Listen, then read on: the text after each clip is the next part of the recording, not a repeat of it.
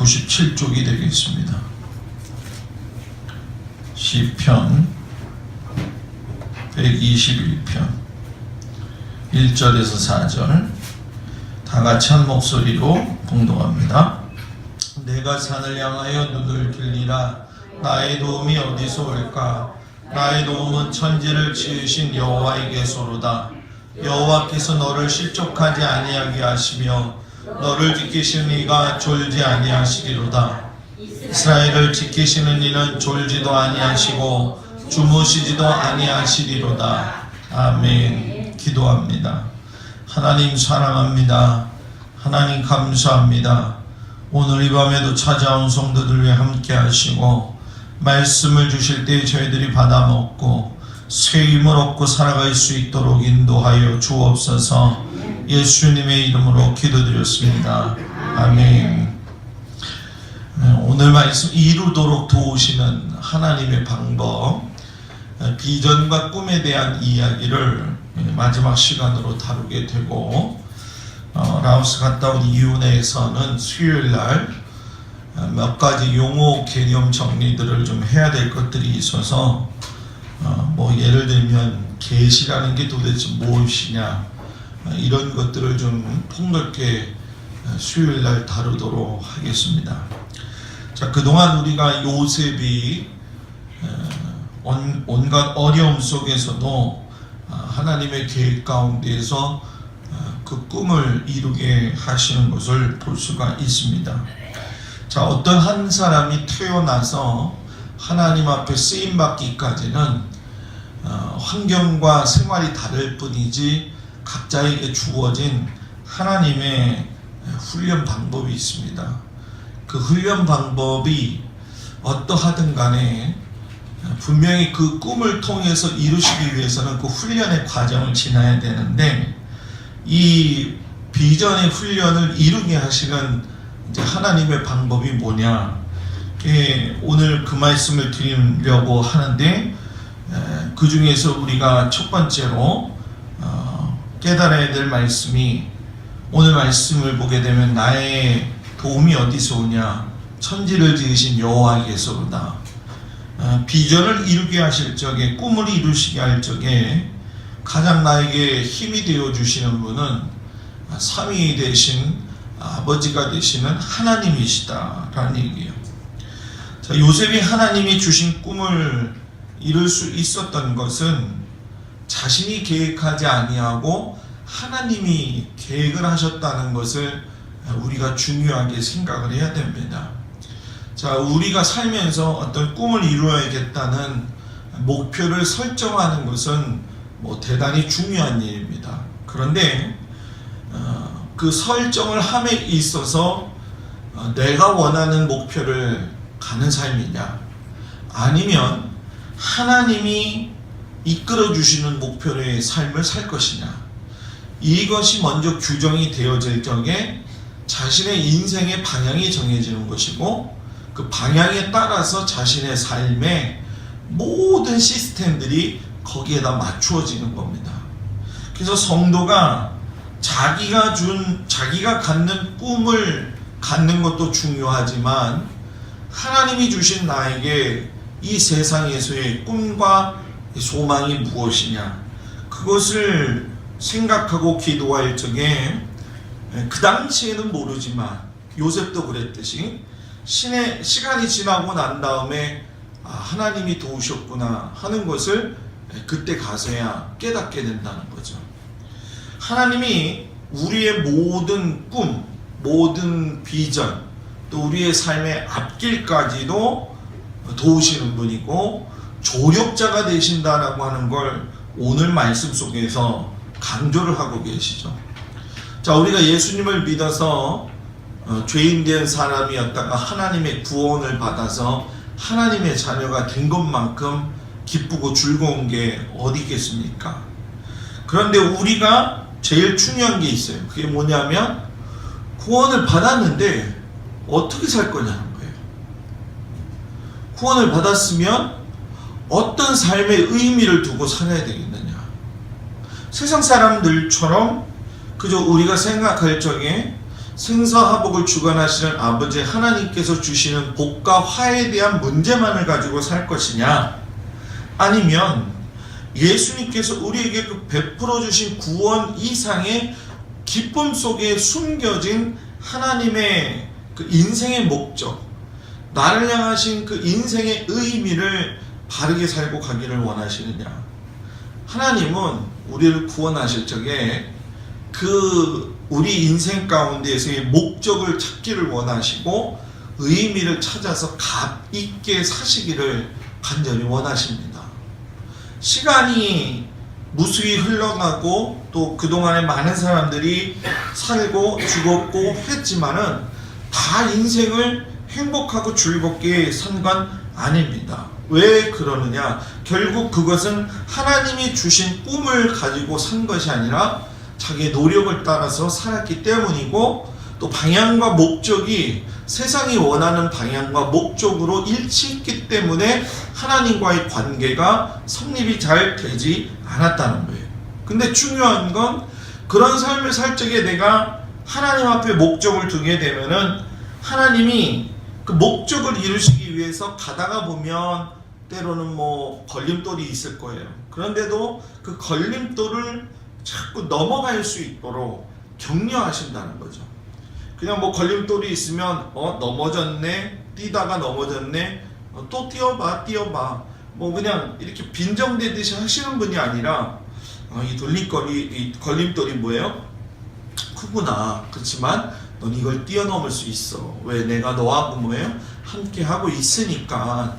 이 조력자 되신 하나님께서 계속 그 상황을 이겨갈 수 있는 힘을 주신다는 거예요. 여기서 우리가 가장 중요하게 생각해야 될 것이 뭐냐면, 나의 진, 그러니까 예를 들면 신앙의 힘이 기초 위에 반석 위에 바르게 서 있을 때에 여러분 뭡니까? 그 걸림돌을 넘어갈 수가 있다는 거예요. 그것이 반석 위에 서지 아니하면은 아주 자그마한 걸림돌이 넘어가더라도 가까스로 넘어가거나 아니면 걸렸던 그 돌에 다시 걸려 넘어지는 경우가 많이 있다는 거예요. 근데 우리가 살다 보면, 저도 그렇지만 여러분들도 내가 어떤 계획을 세웠을 적에 그 계획이 바꿔지는 경우가 있는 것이 뭐예요? 사실입니다. 자, 계획은 바꿔질 수는 있습니다. 그러나 중요한 건 뭐냐면 목적과 방향은 바뀌어지면 안 된다는 얘기입니다.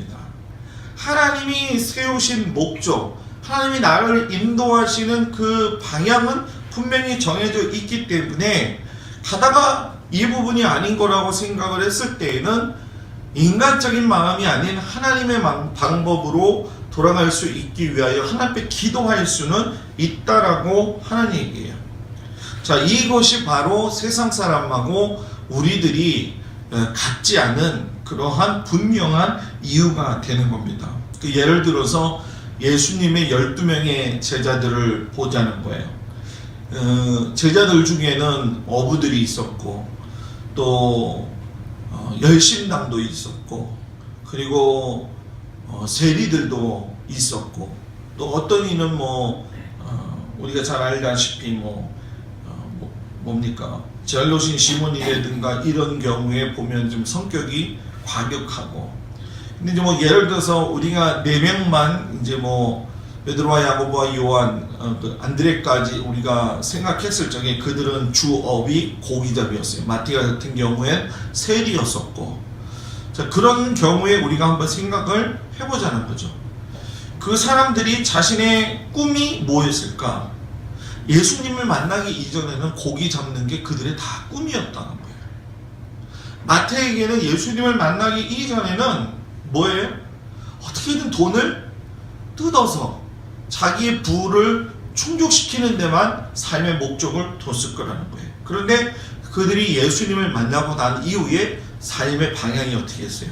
바뀌었다는 거예요. 우리들도 예수님을 만났으면 삶에 어떻게 해야 돼요? 방향이 바뀌어지겠죠.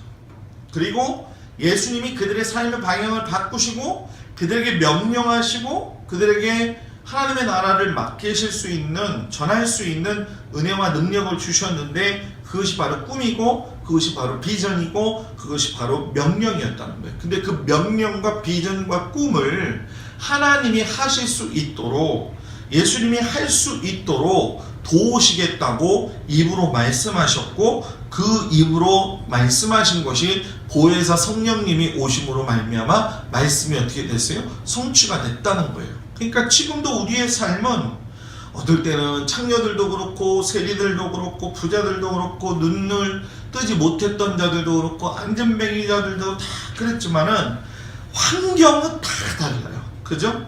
제가 거하고 있는 환경, 또 여러분들이 거하고 있는 환경들이 모두 다 다르고 있지만은 요한복음 14장 12절에 보면 예수님이 하시는 말씀이 분명히 있는데, 그게 뭐냐면 나를 믿는 자는 내가 하는 일을 그도 할 것이요 또한 그보다 큰 일도 하리니 이는 내가 아버지께로 감이라 라고 이야기를 하셔요.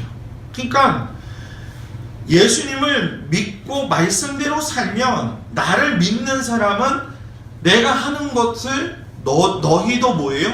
할 수 있다라고 이야기하는 거예요. 그러니까 어떤 상황에 어떤 모습을 가지고 있다 할지라도, 어떠한 그 사연을 가지고 있다 할지라도 내가 예수님 안에 있다고 한다면 예수님처럼 나도 살 수 뭐예요? 있다라고 얘기를 예수님이 해주신 거예요. 그런데 우리들은 내가 어떻게 예수님처럼 살 수가 있어? 이런 마음을 가지고 사는 것이 사실이라는 거죠. 그런데 성경은 인생의 해답입니다.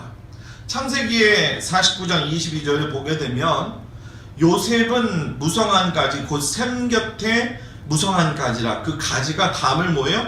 넘었도다 라고 이야기해요. 여러분, 작고 작은 부족의 한 사람, 그리고 그저 뭐 어떻게 보면은 좀 자기 잘난 맛에 사는 그런 몰상식한 동생이었던 그런 사람이었죠. 그런데 그에게 하나님이 뭐라고 말씀하셨냐면 무성한 가지 곧 샘 곁에 무성한 가지면서 그 가지가 담을 넘을 것이다. 여러분, 이것은 대단히 큰 축복의 말씀이죠. 가지가 담을 넘을 정도로 쭉쭉쭉쭉 자란다라는 얘기예요. 근데 그 사람이 살았던 삶의 현실은 실상 그렇지 않았다는 거죠. 너무나도 고난이 많았고 너무나도 힘들었다는 거예요. 그런데 현실이 아닌 미래에 하나님이 하신 것, 이 말씀대로 그는 무성한 가지야. 근데 볼 때 무성한 가지처럼 안 보이지? 그러나 나중에 보니까 샘 곁에 있으니까 무성한 가지가 되잖아. 하나님 곁에 있으니까 무성하잖아. 그 가지가 담을 넘었잖아 하면서 하나님이 뭐예요? 애굽의 총리가 되게 하시고 풍성한 포도가 될 수 있도록 인도하셨다는 거예요. 그러니까 여기서 우리가 알 수 있는 게 뭡니까? 요셉이 탁월해서가 아니라 요셉을 탁월하게 하신 하나님이 계셨다라는 얘기예요. 요셉이 가진 무성한 나무의 원천, 곧 힘은 하나님에게서 나왔다는 거예요. 그러니까 우리가 이 하나님의 말씀을 바라보면 바라볼수록, 들으면 들을수록 눈이 세상으로 돌아가는 것이 아니라 하나님에게 더 집중이 된다는 거예요. 한눈을 팔면 100km로 달릴 적에 차가 수십 미터 앞을 지나간다고 하지 않습니까? 그러니까 절대로 졸지 말아야 된다고 이야기를 하고, 눈이 졸릴 것 같으면은 차를 세워놓고서라도 쉬었다 가라고 이야기를 하는 이유가 무엇입니까? 삶의 눈의 초점과 방향을 잃어버리게 되면 하나님께서 인도하시는 것을 볼 수가 없어요. 하나님이 지금 나의 삶에 어떤 존재로 함께하고 계시는지 모르니까 환난이 오게 되면 인내하지 못하고 소망하지 못하고 그냥 욱하면서 모든 과거의 이야기들과 삶에 대해서 계속적으로 쓴뿌리를 가지고 살게 된다는 거죠.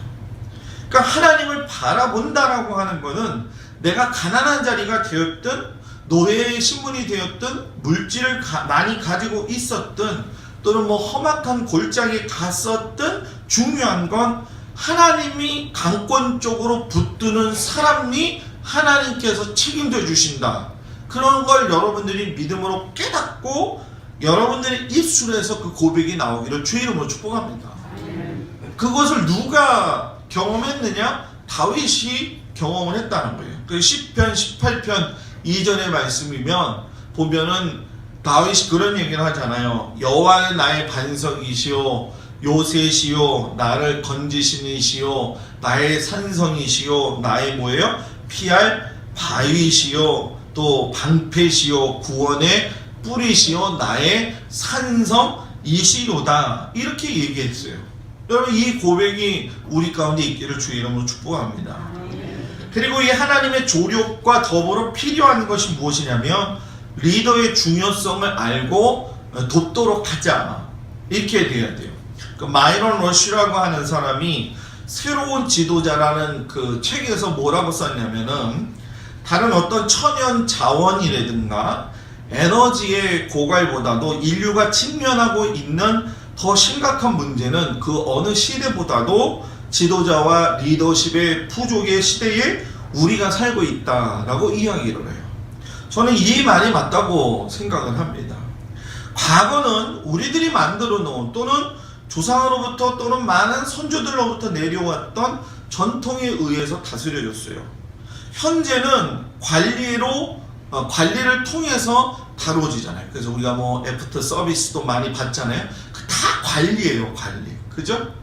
관리인데 앞으로의 미래는 어느 공동체가 되었든 그것이 교회가 됐든 건물이 됐든 기업이 됐든 그 리더, CEO가 또는 목회자가 어떤 리더십을 가지고 있느냐, 그리고 그 올바른 리더십이 전방향, 위로 아래로 양옆으로 골고루게 분산되어질 적에 하나님이 기뻐하시는 교회가 될 수가 있는 것이고, 나라도 될 수가 있는 것이고, 미래가 될 수 있는 것이라는 거예요.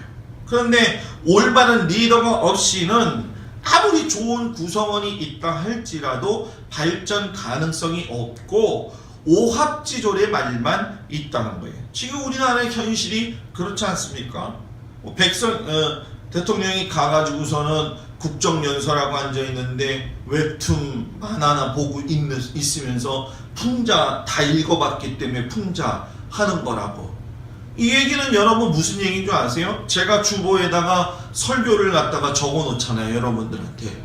그러니까 여러분들이 제가 설교하는 거 듣지 않고 설교 원문만 이렇게 보고 있다는 거하고 똑같다는 거예요, 여러분.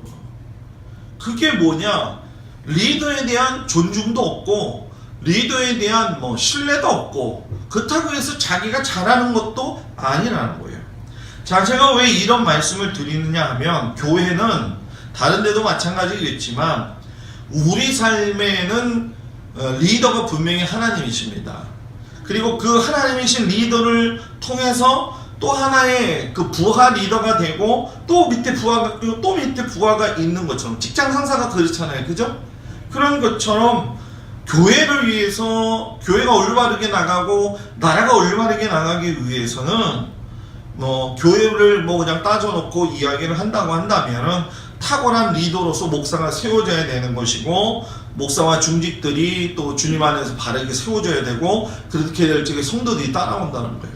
그러니까 나라도 탁월한 리더로서 대통령이 서야 되고, 그 국방부 장관이나 여러 부서 장관들이 올바르게 생각을 가지고 리더를 돕고, 그 다음에 국회의원들이 옆에서 서포트하면서 나라가 될 수 있는 방향으로 갈 적에 백성들이 평안한 마음을 가지고 사는 거하고 뭐예요? 똑같다라고 하는 얘기예요. 그래서 여러분, 요즘 우리 시대에 필요한 건 뭐냐? 탁월한 목회자가 되어야 되고 탁월한 지도자가 되어야 되는데, 왜 그러느냐? 결국은 탁월한 지도자가 있을 때에 중간에 탁월한 사람들이 많아지게 된다는 거예요. 한국교회의 가장 큰 문제점이 여러분 뭐인지 아십니까? 지금 한국교회가 60년대, 70년대, 80년대 막 은혜 받고 부흥돼 갖고 엄청나게 컸었잖아요. 근데 갑자기 여러분 뭡니까? 교회가 갑자기 쿡 떨어지면서 무슨 많은 일들이 일어나고, 목사님이 좋지 않은 얘기, 중직들과의 어떤 싸움 얘기, 이런 거 왜 그런 줄 아십니까, 여러분? 복만 강조를 했을 뿐이지 사람을 키우는 일에 수고하지 않았다는 거예요. 하나님의 사람을 만드는 일에 리더들이 정신을 차렸다라고 한다면 교회들은 아마도 지금 많이 달라졌을 거라는 거예요. 그렇기 때문에 지금 우리들 스스로가 인생의 목적 의식을 분명히 가지고 있어야 된다. 누구부터? 저부터. 제가 목사로서 목회의 소명과 목적 의식이 분명히 있이 목회를 해야 돼요. 그리고 이 모든 목회의 첫 번째 목적이 하나님을 사랑하는 것에서 나오는 것이고, 하나님을 사랑하면 하나님 안에서의 앞에서의 태도와 그 예배의 삶과 경건의 삶이 일직선으로 일관성 있게 나가는 거죠. 그때 그러한 훈련을 받은 성도들이 여러분 뭡니까? 똑같은 모습을 가지고 주님의 일을 감당하게 된다는 거예요. 그렇기 때문에 여러분, 시간을 잘 선용할 수 있는 능력이 필요하다는 거예요. 왜? 시간 관리는 비전과 꿈을 이루는 일에서 대단히 중요한 겁니다. 짧은 일에 많은 일을 하라는 것이 아니라 우선순위를 잘 결정해야 된다는 거예요. 집에서도 여러분들이 살림을 할 적에 어디다 우선을 먼저 두어야 되냐, 직장이나 상사의 관계 속에서도 어디다 우선을 둬야 되느냐, 내 개발에 있어서 어디에다가 우선을 두고서는 생각해야 되느냐, 이 부분을 잘 생각해 보아야 한다는 거죠. 그래서 신앙도 그렇고 인생도 그렇고 하나님 안에서의 우선순위를 정하게 될 적에 여러분 뭡니까? 인생 관리가 잘 되는 것이고 신앙 관리가 여러분 뭐예요? 잘 된다는 거예요. 그래서 자기 발전을 위해서 뭐가 있어야 될까요? 갱신의 노력이 뭐하다? 필요하다는 거예요. 자기 발전 위해서 성도가 되었든 목사가 되었든 신앙의 성장은 깊숙해져야 되는 겁니다.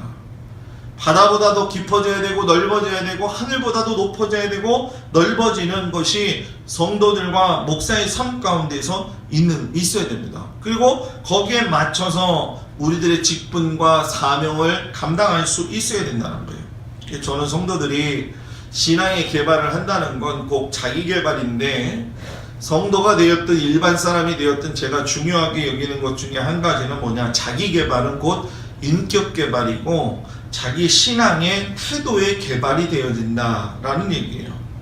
인격을 개발한다라고 하는 건 결국은 무언가 발견한다라고 하는 것인데, 발견한다는 얘기는 여러분 뭡니까? 나의 부족한 거를 발견한다는 거죠.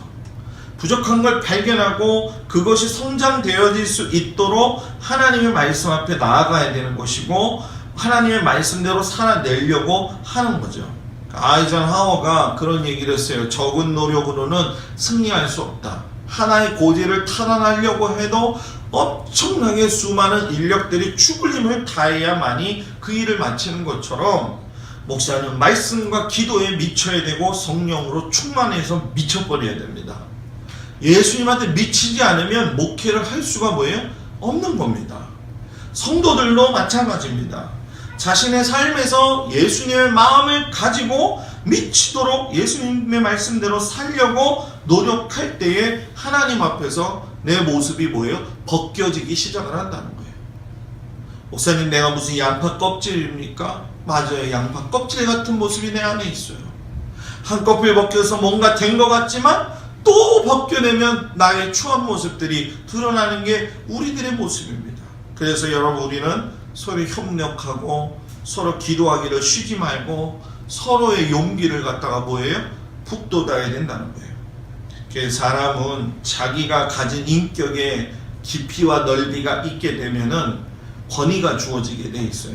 근데 여기서 중요한 것은, 요셉도 그랬지만은 요셉의 권위는 하나님이 주신 겁니다. 애굽 바로 왕이 권위를 준 것 같지만 그거는 표면적인 모습이고, 진짜 권위를 주신 분은 누구예요? 하나님이시라는 거예요. 그런데 그것이 사람이 가진 권위로서의 애굽 왕이 가진 권위는 권위주의가 된 겁니다. 자기가 주인이라는 얘기죠. 그러나 요셉이 가지고 있었던 권위는 권위주의가 아니라 권위를 통해서 남을 보살피는 은혜였다는 거예요. 그러니까 성도의 권위는 어디에서 나오느냐? 예수님의 권위에서 그대로 나오는 겁니다. 예수님의 권위가 뭐였느냐? 하나님의 아들이셨지만 그걸 포기하시고 우리를 사랑하셨다는 거예요. 그리고 그 사랑으로 우리를 갖다가 구원하셨다는 거예요. 그 권위가 포기가 되어진 것 같지만 더 크게 뭐예요? 확산되어져서 하나님의 능력이 되살아나는, 하나님의 능력을 경험하는 엄청난 일이 일어나게 된 것이죠. 사랑하는 마음, 섬기는 마음, 우리가 뭐 매일 말로만 듣지만 이것을 위해서 서로 협력할 수 있는 어떤 그런 믿음의 시스템이 내 안에 있어야 된다. 그러니까 하나님이 나한테도 권위를 주셨는데 내가 권위 있어 라고 이야기한다고 권위가 있는 게 아니라, 내가 예수님의 사랑을 실천하고 예수님의 그 마음을 알고 주어진 상황 속에서, 환경 속에서 어떻게든 하나님의 뜻을 이루려고 살려고 노력할 적에 리더로서의 권위 또는 믿음의 사람으로서의 권위가 하나님에게서 우리에게 뭐예요? 주어진다라는 거예요. 그래서 이러한 리더의 삶을 살고 서로에게 도움을 주려고 하면 익명의 조력자가 되어야 된다. 익명의. 자, 쉽게 얘기하면 자기를 드러내지 말고 하라는 거죠. 1950년도 6월 25일에 우리 6.25 사변이 일어났었죠.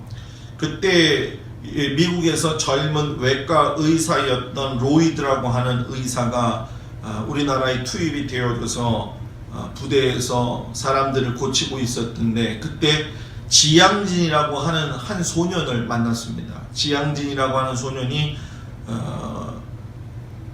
그 부대에서 잡일을 돌봐보고 또 허드렛 일을 하면서 꿈을 가지고 살았어요. 아버지는 결핵으로 돌아가셨고 뭐 집의 재산은 뭐 전쟁 통해서 하나 남지도 않았었고, 그러나 그는 꿈을 저버리지 않았어요. 로이드가 그 부대의 대장이었던 토마스한테 뭐라고 이야기했냐면, 저 지양진이라고 하는 소년이 영어를 배울 수 있도록 우리가 좀 도와주면 안 될까요? 그래서 영어를 배울 수 있는 길이 열렸어요. 근데 문제는 뭐냐면 전쟁이 이제 끝나니까 그 로이드하고 토마스 데이가 이제 떠나게 되었죠. 그런데 재밌는 사실이 토마스 데이가 미국에 가서도 계속적으로 지양진이라는 아이한테 편지를 보냈다는 거죠. 그 지양진이 아이가 어렵고 힘들 때마다, 자꾸 사기가 이렇게 무너질 때마다 네가 정말 꿈을 갖고 있다면 계속 꿈을 가지고 노력하라 라고 이야기하면서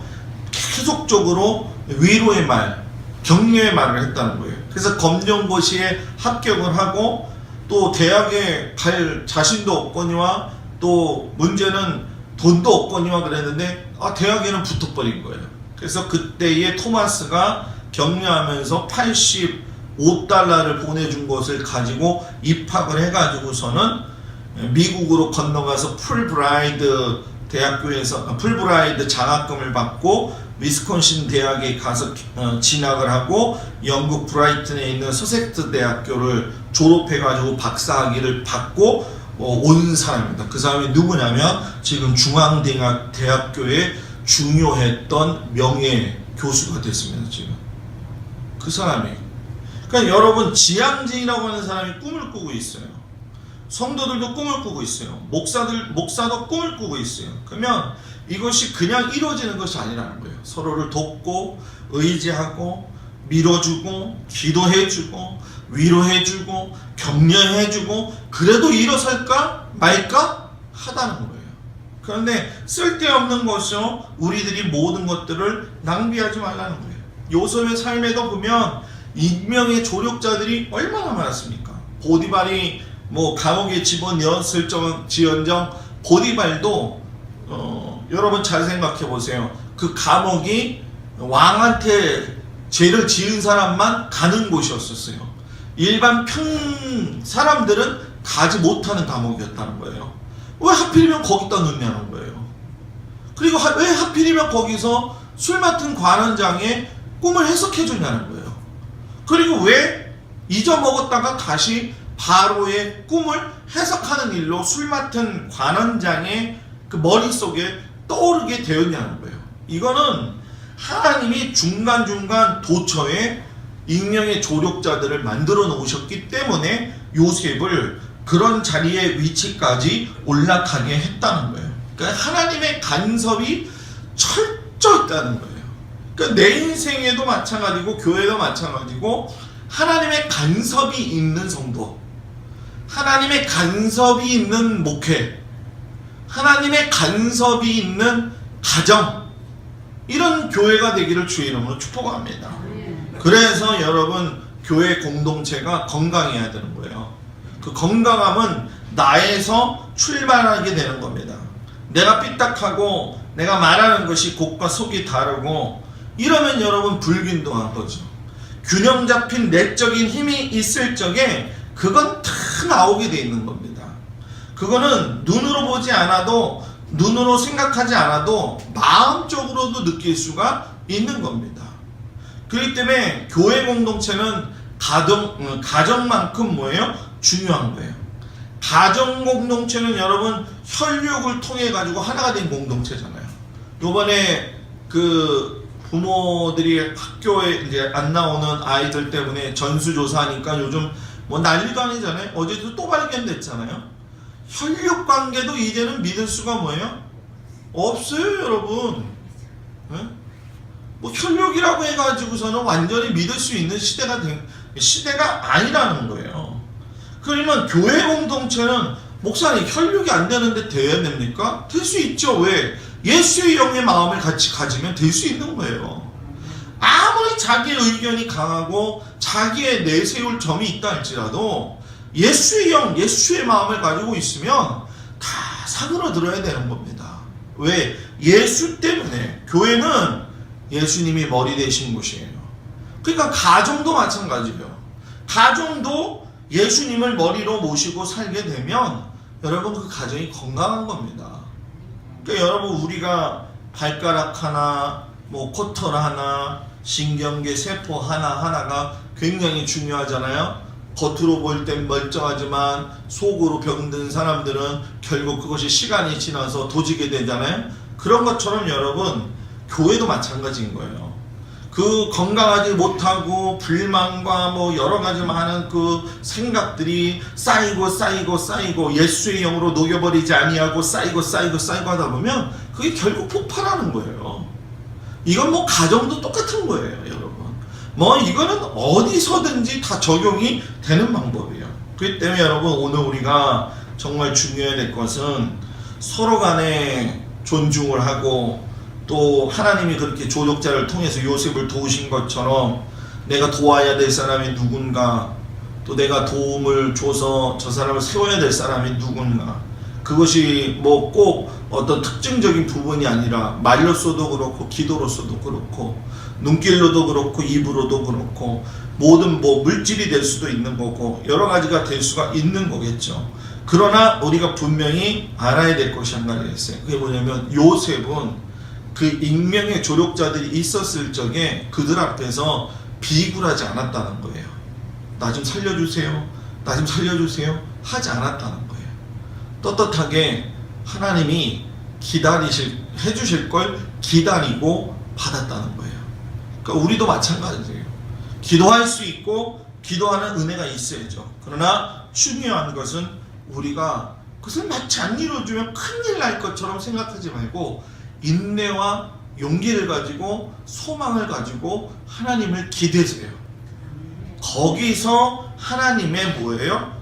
우리가 할 것이 아닌 하나님이 이루실 것을 이루시는 은혜가 우리에게 임한다.